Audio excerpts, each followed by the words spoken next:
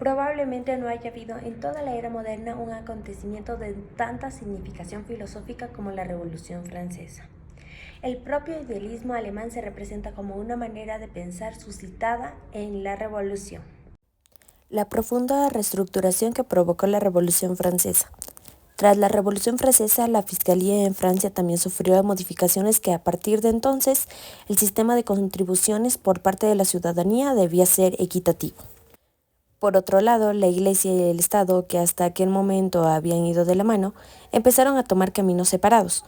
Se produjo una división entre las dos instituciones y el Estado no dudó en promover la libertad de culto, de conciencia y también de expresión. Gracias a este nuevo enfoque social, inédito hasta entonces, se Hartos de esta concedieron situación, derechos civiles las a los clases fieles sociales más de otras desfavorecidas confesiones, formaron una como por asamblea ejemplo nacional y los se comprometieron a protestantes y escribir los una judíos, constitución que antes donde se habían recogieran los estado derechos y marginados. deberes de todas las clases sociales de manera más justa El rey e tenía el igualitaria. control A total partir de ese sobre la momento, libertad de expresión y de todos sus súbditos, comenzaron censurando violentos cualquier disturbios. idea, El 14 de pensamiento o julio de acción que fuera considerada 1789, fuera de en lugar París, o la capital inconveniente. de Francia, El 26 de una agosto gran de masa de gente se dirigió a la 1789, Bastilla la para Declaración liberar de los a todos los Derechos encarcelados que del se Hombre habían y del opuesto al rey. Ciudadano se dieron. Este asalto La se Asamblea convirtió Nacional en el aprueba símbolo esta de la declaración, revolución. cuyo En el resto primer del país artículo también hubo establece muchas que los revueltas hombres y nacen los y viven campesinos todos se iguales rebelaron en derechos. violentamente contra los nobles, saqueando. La revolución es la dinámica propia del espíritu, el camino del acceso a la libertad creativa, frente al aburrido, monótono y repetitivo ciclo de la historia natural. El principio de la revolución como tránsito de la naturaleza a la libertad, del estado natural a la construcción del hombre como ciudadano de una sociedad civil, es el trastorno y el trasfondo de una nueva concepción de la historia como un proceso de conquista de la libertad. La interpretación del desarrollo del idealismo alemán como una sucesiva renuncia, primero compromiso y después traición, a los impulsos revolucionarios iniciales se basa en lo que, sin exagerar, podría ser calificado como una leyenda. Toda ella gira en torno a la interpretación de Kant, quien vio una reacción del romanticismo tardío contra la Revolución Francesa, una enemistad hacia la Ilustración, de la que se seguiría un salto mortal a la religiosidad. Para los parámetros de la época, el régimen de la institución era bastante liberal, en lo que se refiere a la circulación de las ideas y estricto en cuanto a las normas de convivencia. La lectura de los periódicos franceses, por ejemplo, no era ilegal, pero hay que tener en cuenta que las autoridades, la fundación como tal, dependía directamente del duque. Habían aceptado la inevitable de las reformas. La reforma educativa, en concreto, suponía una cierta apertura a las nuevas ideas sobre un concepto tradicional de la disciplina.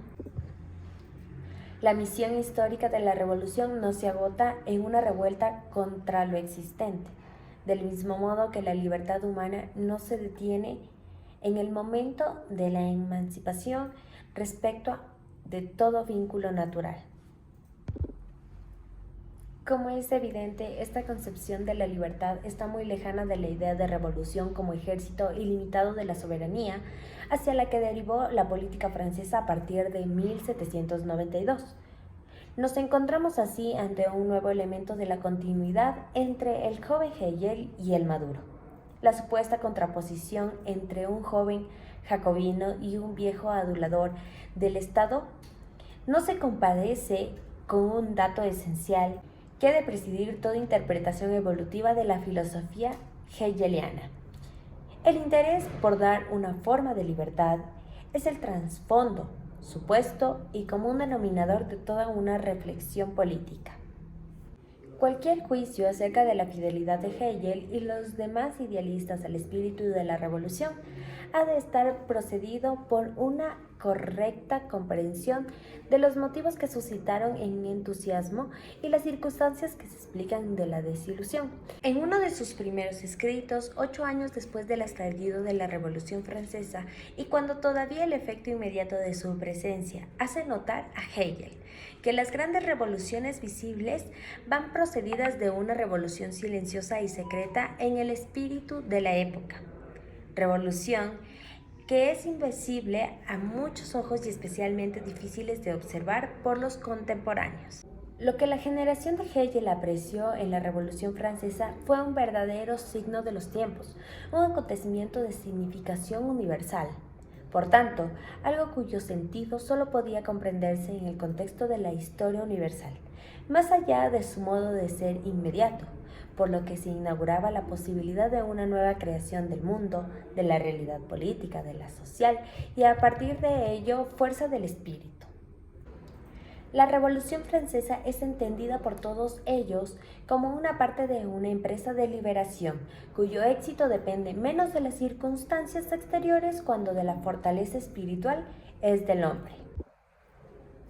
Para iluminar este capítulo esencial de la historia de la filosofía, conviene aclarar la vivencia de la Revolución Francesa en el ambiente intelectual de Alemania, su percusión en la gestación del idealismo y las nuevas respuestas a los problemas que plantea un orden de post-revolucionario. El idealismo alemán es el protagonista de un nuevo capítulo de la historia europea.